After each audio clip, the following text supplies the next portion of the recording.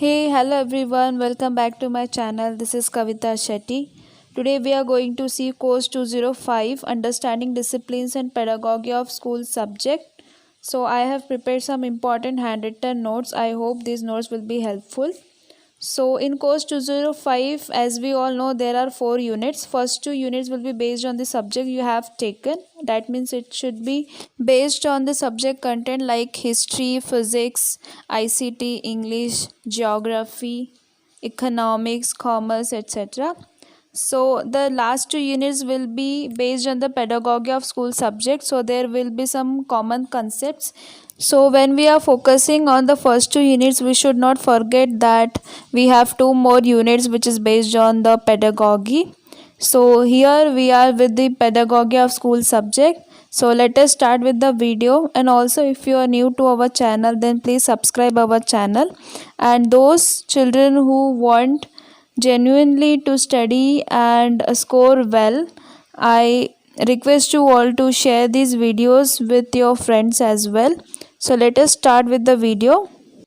So let us see the characteristics of textbook analysis. Textbook analysis is nothing but analyzing the components of textbook.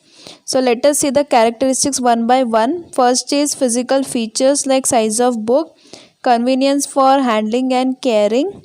Next is printing of book. It should be neat and clean, free from errors. Spacing between the words, lines and paragraphs should be even and satisfactory. Sufficient margins on all sides of the page should be there. Then chapter beginning should be on the fresh page, and length of the line should be according to the child's visual.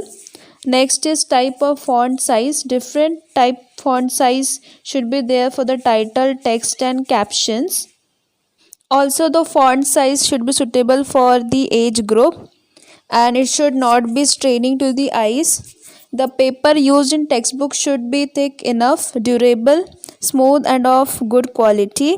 The binding of textbook should be sufficiently strong. It should open out easily, and the sides of the book should be trimmed so that it will not harm the kid. Also the cover page should be durable. As we know, the price should be reasonable, and the appearance of the textbook should be attractive according to the age group. So these are the physical features or characteristics of textbook. Let us see the need and importance of textbook. So textbook is a helping tool for instructor. It provides confirmation about the syllabus. It is ensuring a uniformity. It provides logical and comprehensive material. It helps the learner. It helps in self-teaching. It maintains a good standard. Now we will see academic aspects of the textbook. First is prelims and back pages. Title page should be appropriate. That book should have bibliography, and it should have a page of glossary of terms used. The textbook should have table of contents and also book introduction. Then about the thematic content of book, the matter should be according to the mental level of the learners. It should sustain the interest of the learners. The correct and updated facts should be there, and the life link content should be available in the textbook, and also the textbook content should be unbiased. Next is organization of contents and presentation. The content should be divided into convenient units. The content should be flexible, meaningful, suitable, interesting, clear and creative. Coming to the verbal communication, it is related to the language. The grammatically correct language should be used in the textbook. The technical terms used in the textbook should be appropriate, and the sentences should be to the point, short and simple, easy to understand according to the mentality of the learners. Next is visual aids in textbook. The textbook should have clear illustrations and illustrations relevant to the text. Illustrations should be used to explain in detail the concepts, interesting and motivating learner. Next, learning assignments, variety of exercises and projects, graded, challenging, purposeful and adequate exercises should be available at the end of every chapter in the textbook. Next is methods of textbook analysis. There are three methods. The first is quantitative analysis, second is qualitative analysis, and third is meta level analysis. Meta level analysis is on the real level. So next is content analysis. Davis matrix technique is a very renowned method for content analysis. What are core elements? Elements that must be included in the school curricula, taking into account the common needs of all states in India. Let us see more about the core elements. Usually students get confused between core elements, life skills and values used in the day-to-day life. So we are going to see some of them in our next slide. So here are the core elements in day-to-day life. Don't get confused with the values in day-to-day life and also the life skill. So core elements in day-to-day life include history of freedom movement of India, Indian constitutional obligation, content essential to nurture national identity. It includes the respecting of national symbol, national flag, national anthem, national emblem, national slogans, national functions, national days, national mountains, national rivers, national architect like Taj Mahal, etc. Next is India's common cultural heritage.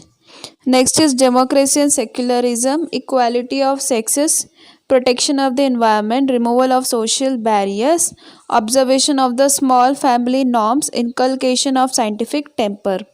Next, we are going to see some of the values in day to day life.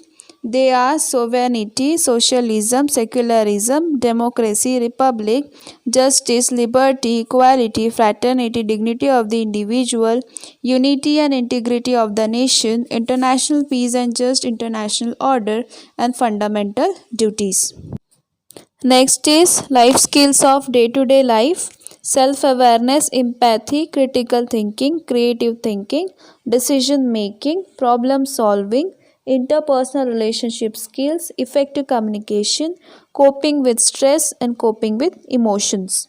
Now we are going to see content analysis, which is nothing but process of analyzing the content or the subject matter analyzed into subtopics and subtopics into elements, and then these elements are arranged into a logical sequence.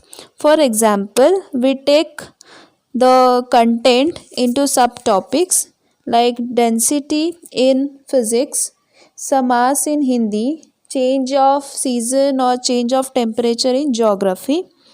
Now the arrangement of elements should be in this way. It should be from known to unknown, from simple to difficult, from concrete to abstract, from observation to logical thinking, and from a part to whole. Thank you so much for watching this video. I have tried to cover the common points for the pedagogy of school subject.